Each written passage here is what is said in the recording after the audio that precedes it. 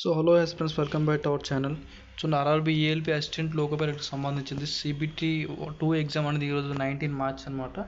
ఈరోజు ఎగ్జామ్ అనేది క్యాన్సిల్ చేయడం జరిగింది. సమాచారం నోటీస్ కూడా రిలీజ్ చేశారు. చూడండి, నోటీస్ అయితే పూర్తి ఎక్స్ప్లెయిన్ చేసుకుందాం.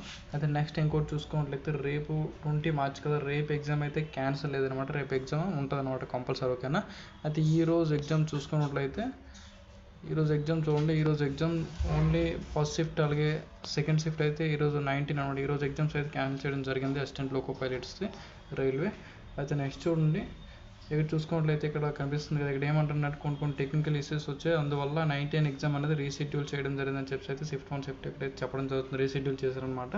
నెక్స్ట్ మీకు దీనికి సంబంధించిన నెక్స్ట్ ఎగ్జామినేషన్ డేట్స్ గురించి మాట్లాడుకున్నట్లయితే the reschedule date will be notified shortly, అంటే త్వరలోనే రిలీజ్ చేస్తాం, నోటిఫై అంటే త్వరలోనే చెప్తామని చెప్పి చెప్పడం జరిగింది.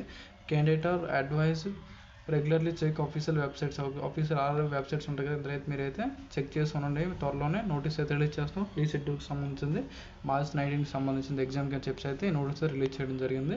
అది చూస్తారు కదా, డేటు 19 ఈరోజు. Next chairperson railway recruitment board నుంచి అయితే ఎగ్జామ్ అయితే క్యాన్సిల్ చేయడం అయితే జరిగింది. 19 వాళ్ళది ఓన్లీ కదా, 20 మార్చ్ వాళ్ళకైతే కాదనమాట, ఓన్లీ 19 వాళ్ళకే.